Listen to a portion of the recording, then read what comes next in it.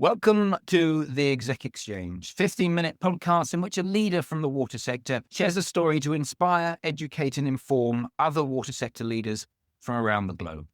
My name is Piers Clark, and today I have two guests, not one as usual. We have Satoshi Ishii, the Director for Strategy and Partnerships for Water and Urban Development at the Asian Development Bank, and his colleague Vivek Raman, the Principal for Urban Development. And we're going to be talking about the twinning program that the Asian Development Bank has done. But before we get to that, let's start by learning a little bit about our interviewees. Satoshi, can I start with you? Where did you start? What did you study? How did you get to being in the role you're in today? Hi, Piers. Thank you very much for inviting us to this podcast. It's really exciting. My education was I started in a mechanical engineering degree in Japan.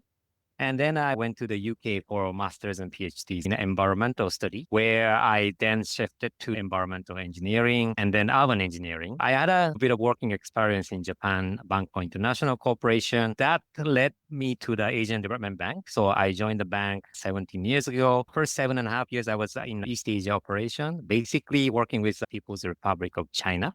Then I moved myself to Vietnam, Hanoi.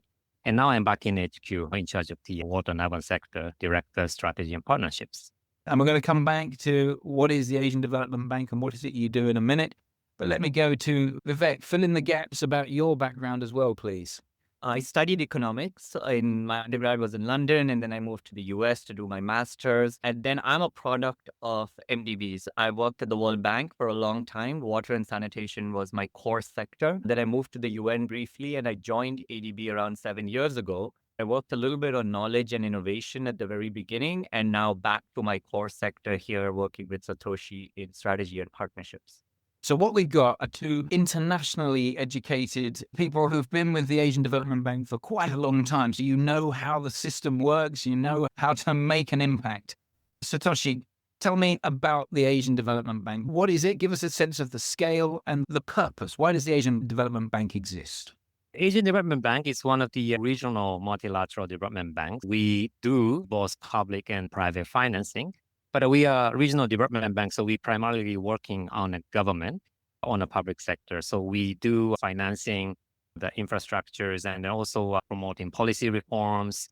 And those development agendas are always very important. We have been working on this job creation, climate change, and digitalization. Those are really important agenda for us. ADB covers 69 member countries. And then of those 50 developing member countries who is borrowing from us, our geographical coverage is Cook Island to the east and then Georgia to the west. The clues in the name, isn't it? The Asian Development Bank. You cover that part of the world. And so you're lending money to mainly governments, and the size of the checks that you're writing? At the moment, our annual commitment is around 26 to 30 billion US dollar. But then since last year, we also had our lending capacity increase to around 35 to 40 billion US dollar. That's the kind of capacity that we can commit every year. And let's say that around those, maybe 10% is allocated for the water sector. So we've got somewhere between 2 and 4 billion a year being invested into water in countries in the Asian region. Now, the reason we're having this podcast today is because May 2025 is an important month for the Asian Development Bank, and you've got the Water Forum coming up at the end of the month. What is the Water Forum? Because you've been living and breathing this, haven't you, for the last 6 months or so? Absolutely. I just wanted to add a little bit to what Satoshi said. Why we are seen as a bank that's lending money to governments to meet critical development needs. Knowledge plays a huge part of that. If you're the finance bank, it's the plus that we do, which is very important. And the Knowledge Forum fits in quite well. We are doing so much work with our clients and our developing member countries from Georgia to the Cook Island. There's a lot of knowledge that's generated. So why should a government come to us as opposed to a regular bank? Because of that knowledge. We are a trusted partner that can deliver. The Water and Urban Development Forum that we are hosting is very important for that. So for 3 reasons we are doing this. One is let's share knowledge. Let's capture those lessons. Number 2, let's expand networking amongst our partners, government officials. We are going to be getting around 700 participants. Out of that, 120 or so are going to be government officials. These are the main people that we want to come and learn what's worked in Bangladesh, what's not worked in Cook Islands, or what is going to work in some other country and learn about that. And number 3, we also have important financial partners who support us in this work. And we want them to be able to see the impact all these projects across Asia is having. And lastly, we want staff to continuously be introduced to new ideas, new approaches. And that's the reason why we are calling this year's forum Valuing Water and Enhancing Livability in Asia and the Pacific. That does capture beautifully what the Asian Development Bank does. You've got scale, 3 billion a year in water, and you've got this impact across multiple countries where the thing that you do is about sharing that knowledge and leveraging up so that every country gets better, which leads us to the twinning program that the Asian Development Bank's been doing. This isn't a new initiative. It's something that you've been doing for quite a long time. Satoshi, tell me more about the twinning program. When did it start and why did you do it? This is one of the very long partnership programs that we have created since 2007. We have been running this almost 17, 18 years already. We already fosters more than 80 twinning programs or partnerships between utilities, and we understand it's a very successful program. Of course, we are a development bank. We pay a lot of attention to the capacity building and bring a lot of expert as a consultant. One of the intention that was that ADB can always hire a consultant expert to provide advice through capacity building to the utilities. But we also found that sometimes utility people and managers listen better with other utilities and managers like peers. We just decided to be facilitator of those twinning partnerships. That could be bringing a lot more effective learning experience for some utilities as well. And that's how we started. And now we are even expanding the scope of this utility organization partnership, looking into more climate resilient angle. This successful program has been evolving in the past years. I love the idea that the pupils don't listen to the teacher. They'd much rather learn from the other pupils. If you're a practitioner, you want to talk to other practitioners. And yes, the funders will have their views, but I really want to learn from my peer group. Okay, I get the model. I get the idea. It's been running for 18 years. Now, of course, what I'd want to get to is some case studies, some examples, some success stories of how it's worked. A lot of times people might say, why are you doing this thing between utilities? At the end of the day, development colleagues are working in these challenging environments in the government, etc. You suddenly are put on a pedestal. You're supposed to just know all the answers. And at the end of the day, people learn from other people. You don't necessarily learn from textbooks. You don't necessarily learn by reading a manual on how to operate, say, a wastewater treatment plant.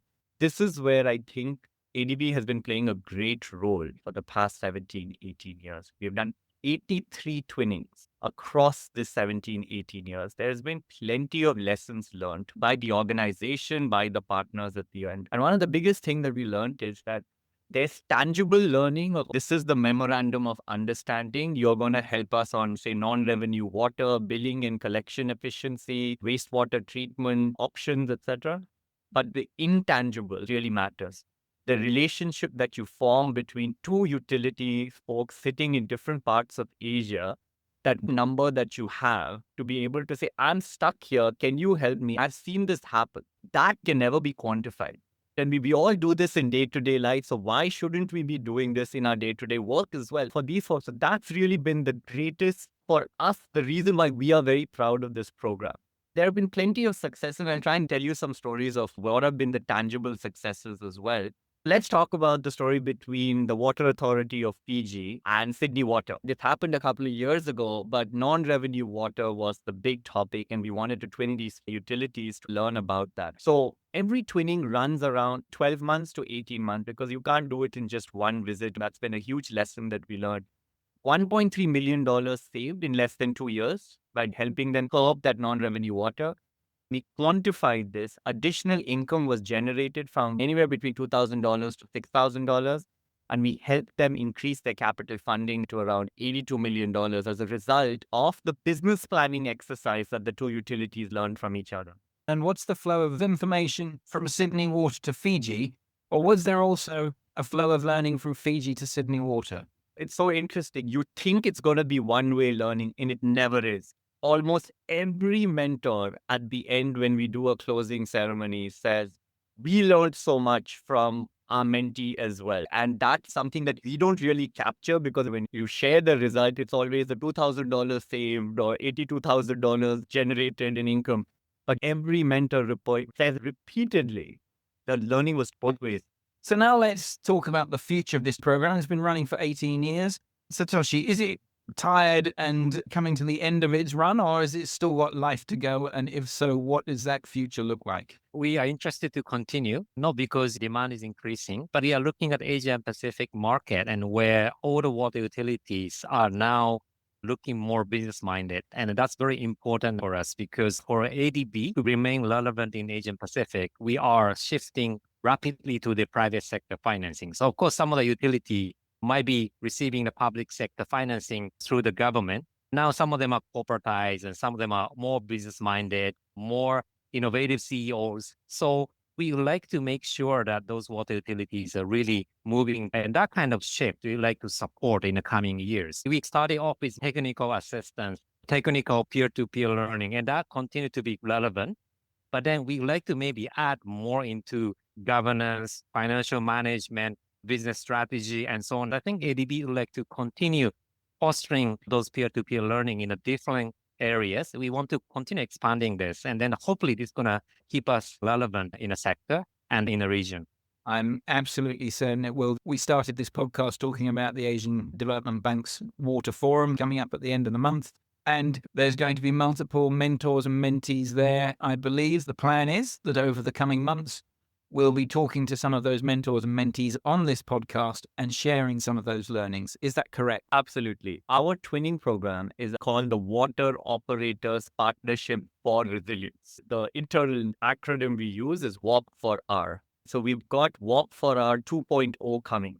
We have twinnings ongoing between 9 utilities in various stages. And we have a 5-step program of how we do this. There's a diagnostic, there is multiple visits happening between the mentor and the mentee. There's an MOU so that there's some agreement on priorities that these two partner entities have to focus on. And finally, there's the learning aspect. In the learning aspect, we realize there's scope for improvement.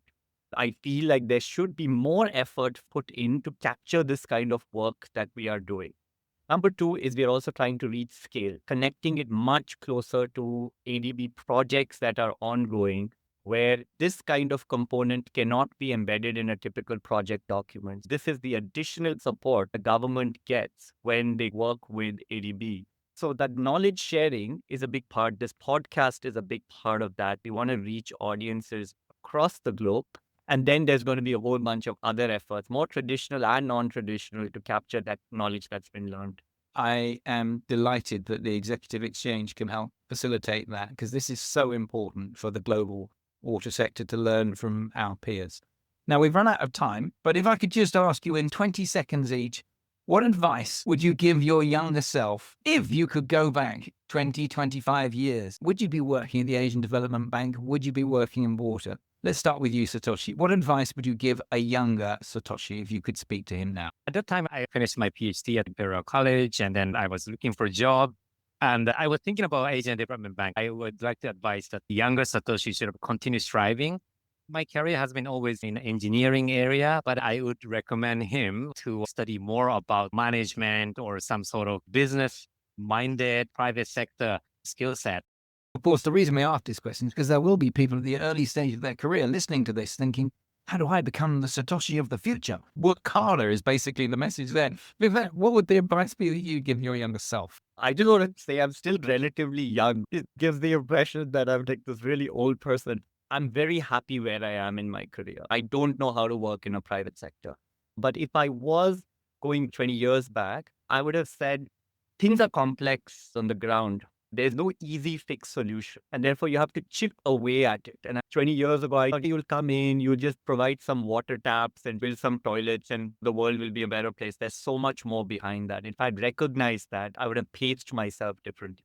You have been listening to the Exec Exchange with me, Piers Clark. And my guests today have been Satoshi Ishii and Vivek Raman from the Asian Development Bank. I hope you can join us next time.